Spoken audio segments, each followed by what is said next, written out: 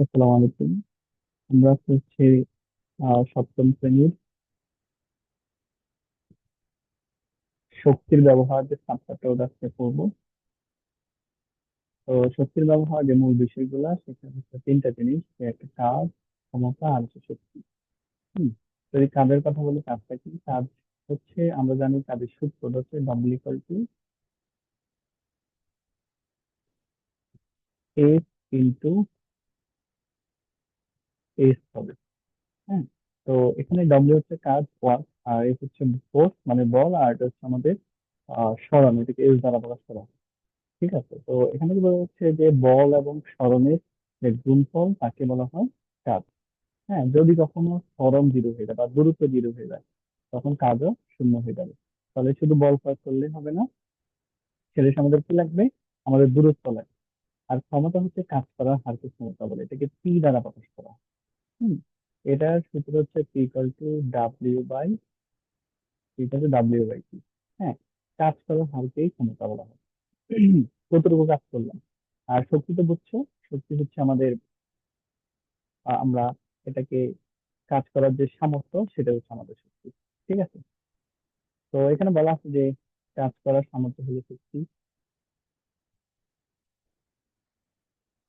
তারপর শক্তি ও কাজ মূলত ভিন্ন কিছু নয়, দুইটা একই জিনিস। হ্যাঁ, এবং দুটার একক সেম, দুইটার একক হচ্ছে জুল। শক্তির একক জুল, কাজের একক জুল হবে। তো শক্তির অনেকগুলো রূপ আছে। হ্যাঁ, শক্তি এক রূপ থেকে অন্য রূপে যেতে পারে, কিন্তু শক্তি শেষ হয়ে যায় না। এটা আবার শক্তির সংরক্ষণশীলতার সূত্র। তো এরকম কয়েকটা শক্তির মধ্যে, যেমন যান্ত্রিক শক্তি আছে, হুম, আর একটা হচ্ছে রাসায়নিক শক্তি আছে, তাপ শক্তি আছে, তারপর হচ্ছে আমাদের চুম্বক শক্তি আছে, আলোক শক্তি আছে, শব্দ শক্তি, বিদ্যুৎ শক্তি। হম তো আমরা জাস্ট এগুলো একটু কথা বলবো। যান্ত্রিক শক্তি বললেই আমরা দুটো মনে রাখবো, এখানে হয় স্থিতি থাকবে, না হয় গতি থাকবে। ঠিক আছে, এখানে হয় গতি থাকবে, না হয় কি থাকবে, না হয় স্থিতি থাকবে, মানে হচ্ছে স্থিরতা। আর আরেকটা, অথবা উপরের দিকে অথবা নিচের দিকে। এগুলো আমাদের মাথায় রাখলে আমরা যান্ত্রিক শক্তিকে কাউন্ট করতে পারবো। তাহলে আমরা আসি, যান্ত্রিক শক্তি মানে কি? কোনো বস্তুর অবস্থান বা গতির কারণে, এই গতির কারণে তার মধ্যে যে শক্তি নিহিত বা শক্তি আসে, তাকে যান্ত্রিক শক্তি বলা হয়। যেমন আমরা দৌড়ানো, গাড়ি চালানো, ইট উপরে উঠানো, বা গুলি দিয়ে আম পাড়া, এইগুলো হচ্ছে তোমার যান্ত্রিক শক্তির উদাহরণ। এতে স্থিতি শক্তি, যেটা বলছে স্থিরতা, অথবা গতি শক্তির ব্যাপারটি উত্তরে জড়িত থাকবে। আর রাসায়নিক শক্তি মানে কি? খাদ্য বা জ্বালানিতে যে শক্তি জমা থাকে তাই হচ্ছে রাসায়নিক শক্তি। আমাদের দেহের জন্য প্রয়োজনীয় তাপ ও গতি শক্তি আমরা খাদ্য সঞ্চিত রাসায়নিক শক্তি থেকে আমরা পাই। যেমন এগুলো হচ্ছে, যেমন পেট্রোল, গ্যাস, কাঠ, কয়লা ইত্যাদি হচ্ছে রাসায়নিক শক্তির উদাহরণ। এক্সাম্পল গুলো ভালোভাবে মনে রাখতে হবে। হম তাছাড়া আমরা ব্যাটারি বা টর্চ লাইটও আমরা কি করতে পারি, এই রাসায়নিক শক্তি খুঁজে পেতে পারি। তাপ শক্তি আমরা রান্না করতে গিয়ে, মোটর গাড়ি বা রেল গাড়ি ইঞ্জিন চালাতে গিয়ে আমরা যে শক্তির ব্যবহার করি, সেগুলো হচ্ছে তাপ শক্তি। হ্যাঁ, যেমন কয়লা, গ্যাস, কাঠ, পেট্রোল বা ডিজেল পুড়িয়ে এই তাপ শক্তিটা পাওয়া যায়। সূর্য থেকে সরাসরি তাপ আসে। এই তাপ শক্তি পৃথিবীকে উষ্ণ রাখে। হ্যাঁ, এটা আমাদের ভীষণ ইম্পর্টেন্ট। চুম্বক শক্তি কোনটা? শক্তির আরেকটা হচ্ছে চুম্বক শক্তি। এই শক্তি দিয়েই কোন চুম্বক একটি লোহার বস্তুকে তার দিকে কি করে? আকর্ষণ করে। আলোক শক্তি, তাপ শক্তির সাথে সূর্য থেকে সরাসরি যে শক্তিটি পৃথিবীতে আসে, সেটাকে আমরা আলোক শক্তি বলে থাকি। আলোক শক্তি ছাড়া আমরা কিছু দেখতে পারি না, মানে আলোর কারণে তো আমরা দেখতে পাই, তাই না? এটা উদাহরণ হতে পারে আগুন বা বৈদ্যুতিক বাতি ইত্যাদি আলোক শক্তির উদাহরণ হতে পারে। আর অন্যদিকে শব্দ শক্তি হচ্ছে, আমরা যখন কথা বলি, গান করি বা বাঁশি বাজাই, তখন এক ধরনের শক্তি উৎপন্ন হয়, এর নামে আমরা বলছি শব্দ শক্তি। হম শব্দ শক্তির সাহায্যে আমরা একে অপরের কথা শুনতে পাই। যেমন টেলিফোন, রেডিও, টেলিভিশন ইত্যাদি শব্দ শক্তির উদাহরণ। আর বিদ্যুৎ শক্তি বুঝতে পারলে শক্তির একটি অতি পরিচিত প্রয়োজনীয় রূপ হচ্ছে বিদ্যুৎ শক্তি বা ইলেকট্রিক্যাল এনার্জি। বিদ্যুৎ শক্তি দিয়ে আমরা কি কি করি? মানে বাতি জ্বালাই, পাখা চালাই, কলকারখানা বিদ্যুৎ শক্তি দিয়ে চলে। মানে দেশের রেলগাড়ি কিন্তু বিদ্যুৎ দিয়ে চলে, ইলেকট্রিক গাড়ি বলা হয় এগুলাকে। আমরা এখন শক্তি নিয়ে কথা বলেছি, শক্তির বিভিন্ন রূপ নিয়ে কথা বলেছি। কারণ শক্তি এক রূপ থেকে আরেক রূপে কি হতে পারে, কনভার্ট হতে পারে। যেমন আমি বিদ্যুৎ শক্তিকে আমরা চাইলে আলোক শক্তিতে কনভার্ট করতে পারি, এবং আলোটা আবার জ্বলে লাইটটা গরম হয়ে গেছে, সেটা আবার তাপ শক্তিতে কনভার্ট হতে পারে। এরকম আর কি। আচ্ছা, আমরা এখন কাজ নিয়ে কথা বলবো। আমি যেটা বলছিলাম, কাজকে ডব্লিউ দ্বারা প্রকাশ করা হয়, যেটা ওয়াট। হ্যাঁ, কাজ ডেফিনেশন এখানে বলা আছে, এইটুকু বললে হবে, বল ও বস্তু কর্তৃক বলের দিকে অতিক্রান্ত দূরত্বের গুণফলকেই কাজ বলা হয়। হ্যাঁ, এই জন্য আমরা কাজ ইকুয়াল টু বল ইন্টু সরণ বলতে পারি, বা ডাব্লিউ ইকুয়াল টু আমরা বলতে পারি এ ইন্টু এস বলতে পারি আমরা। তো দেখতে পাচ্ছ এখানে একটা এই বস্তু একটা বি বস্তু, হ্যাঁ আমরা এই এফ বলে এই বস্তুটাকে ধাক্কা দিচ্ছি বি এর দিকে, আর এখানে মধ্যবর্তী দূরত্ব হচ্ছে এক্স। তাহলে কাজ কি হবে, এই বল এফ এবং হচ্ছে দূরত্ব এক্স এর গুণফল। এটা আমরা বলতে পারি W equal to F into S. এটা হচ্ছে কাজ। তো কখনো যদি আমাদের সরণ না থাকে, হ্যাঁ বা দূরত্ব না থাকে, তখন কাজ কত হবে, শূন্য হবে। মানে আমি এক জায়গায় দাঁড়ায় থাকলাম, তাহলে আমি কি কাজ করতেছি না? আমি কাজ করতেছি না। আমি যদি দৌড়াই তাহলে আমি কাজ করতেছি, আমার সরণ হচ্ছে। ক্ষমতা, দ্যাট ইজ পাওয়ার। পাওয়ার হচ্ছে কাজ করা হয়, যেমন ডব্লিউ কে পি দ্বারা ভাগ করতে, যেটা এটাকে পি দ্বারা ভাগ আছে কারণ পাওয়ারের পি। এই জন্য মোট কাজকে মোট সময় দ্বারা ভাগ করলে আমরা কি পাবো, ক্ষমতা পাবো। ক্ষমতার একক হচ্ছে ওয়াট, এটা মাথায় রাখতে হবে। পারমাণবিক শক্তি নিয়ে আমরা একটু কথা বলবো। পদার্থ পরমাণু দিয়ে গঠিত, এটা আমরা জানি।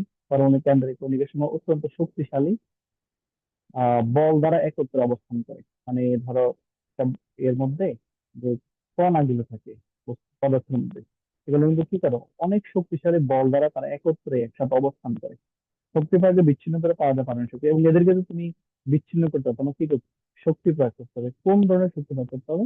এটা হচ্ছে পারমাণবিক শক্তি। যারা পরমাণু অভ্যন্তরে অত্যন্ত শক্তিশালী বল দিয়ে একত্রে বাঁধা রয়েছে, শক্তিকে বিদ্যুৎ শক্তি রূপান্তর করে কাজে লাগানো যায়। শক্তির ব্যবহারটা জানতে হবে, রূপান্তর, যেটা আমরা বলছিলাম শক্তি এক রূপ থেকে আরেক রূপে তোমার কনভার্ট হচ্ছে। তো যেমন আমরা যদি যান্ত্রিক শক্তি রূপান্তরটা যদি বলি, যেমন যান্ত্রিক শক্তি মানে কি ছিল, গতি শক্তি অথবা স্থিতি শক্তি। তো হাত যদি আমরা একটা হাত আরেকটা হাতের উপর দিয়ে বসতে থাকি, তখন আমাদের গরম অনুভূত হয়। যদি যান্ত্রিক শক্তির তাপ শক্তিতে কনভার্ট হয়, তাই না? তখন আমাদের হাতের শক্তি স্থির ছিল। তা আমরা যখন দু হাত একটা আরেকটার সাথে বসলাম, তখন আমাদের স্থির শক্তিটা কিসে, তাপ শক্তিতে কনভার্ট হয়ে গেল।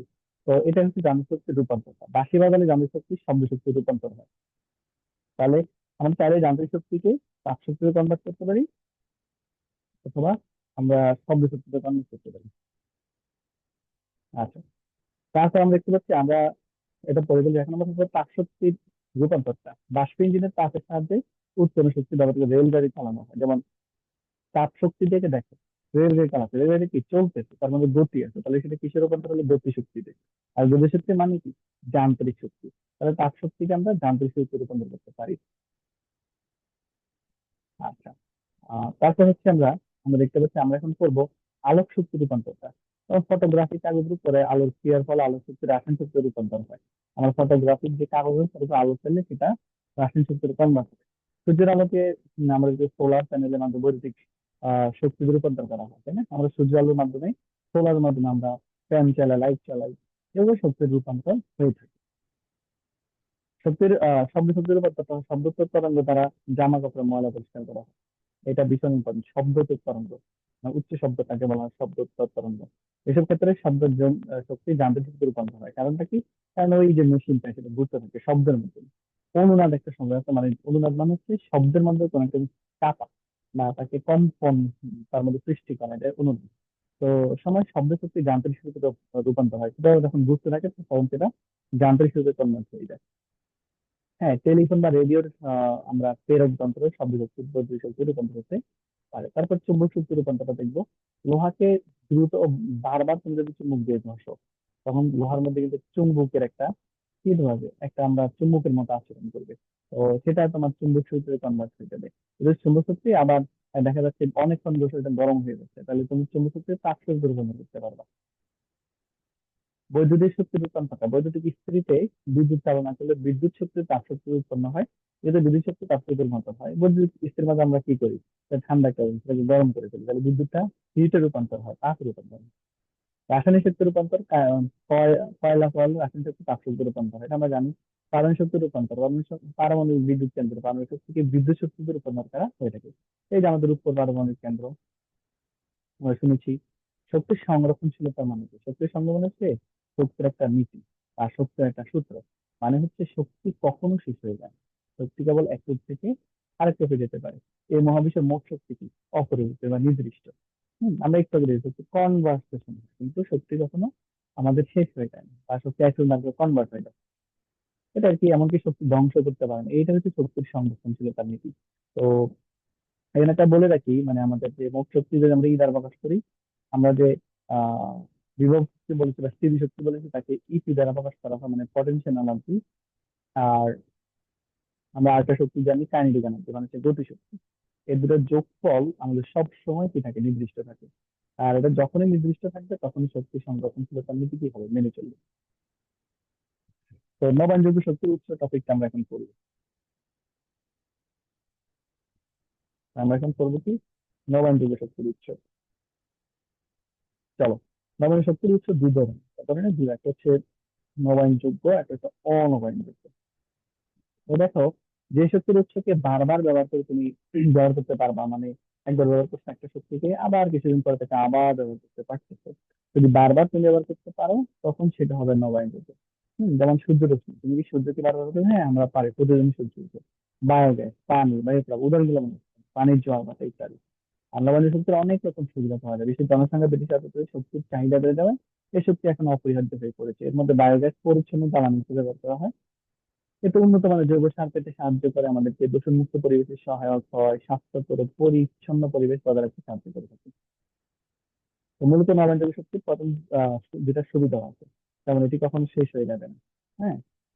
আচ্ছা, তারপরে বায়ু প্রবাহ সৌরশক্তি অপূর্ব শক্তির উৎস, কারণ বায়ু ও সূর্য সর্বদাই বিদ্যমান, এগুলো তো হারাই যাবে না, এগুলো তো থাকবে। হ্যাঁ, তো তাছাড়া এগুলো অনেকগুলো আমাদের এখানে সুবিধা আছে, এগুলো পড়ে ফেলবো। নবায়ন শক্তির সীমাবদ্ধতা। সীমাবদ্ধতা মানে কি, কিছু ত্রুটি বিচ্যুতি বা তার সীমা, যে এর বাইরে তুমি ইউজ করতে পারবা না।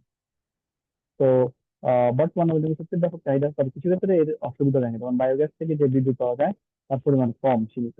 অনেক বেশি বায়োগ্যাস ব্যবহার করতে তুমি অনেক বেশি বিদ্যুৎ পাবা, সেটাও না। একটা লাইটের পাওয়ার হচ্ছে 100, তুমি পাচ্ছ 60, তারপর লাইট জ্বলবে না। সূর্যের আলো থাকলে সৌরশক্তি নির্ভর নবায়নযোগ্য শক্তি পাওয়া যায়, কিন্তু বৃষ্টির জন্য এর উৎপাদন ব্যাহত হতে পারে। অনেক সময় পানির জোয়ার ভাটাকে নবায়নযোগ্য শক্তির উৎস হিসেবে ব্যবহারের ফলে নদীর গতিপথ পরিবর্তন হয়ে যায়। তো দেখা যাচ্ছে নদীর গতিপথ পরিবর্তন হওয়ার ফলে কি হবে, তোমার বিভিন্ন ব্রিজ বা বিভিন্ন জাহাজ চলাচল বাধাগ্রস্ত হবে। সৌরবায়ুর পানির স্রোত থেকে উৎপন্ন নবায়নযোগ্য শক্তির সাধারণত ব্যয়বহুল, অনেক টাকা লাগবে, এখানে টাকা পয়সার ব্যাপার আছে। ঠিক আছে, আমরা এখন অনবায়নযোগ্য শক্তি নিয়ে পড়াশোনা করবো। অনবায়নযোগ্য শক্তি মানে কি, যে শক্তি একবার ব্যবহার করলে তুমি পুনরায় সেটা আর ব্যবহার করতে পারবা না। এটি হলো মূলত আমাদের অনবায়নযোগ্য শক্তি। আচ্ছা, তো প্রাকৃতিক সম্পদ যা পুনরুৎপন্ন করা যায় না।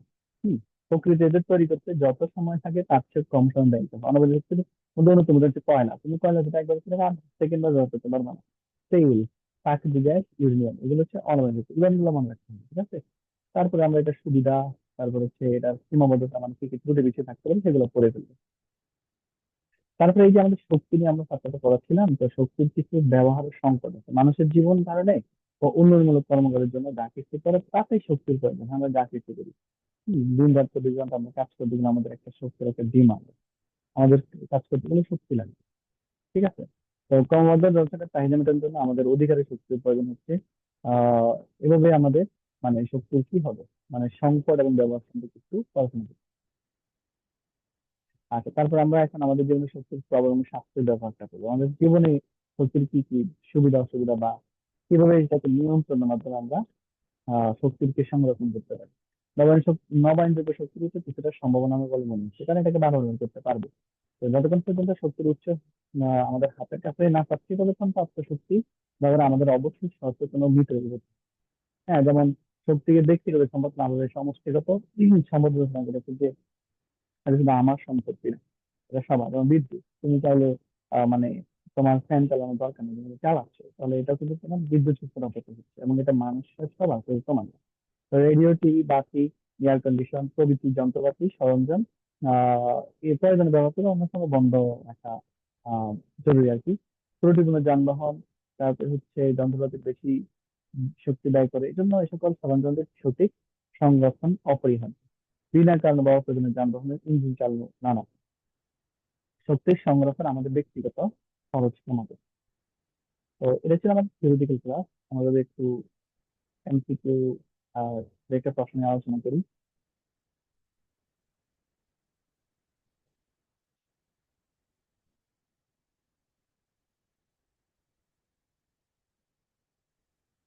দেখো, এই যে আমাদের শক্তির ব্যবহারটা,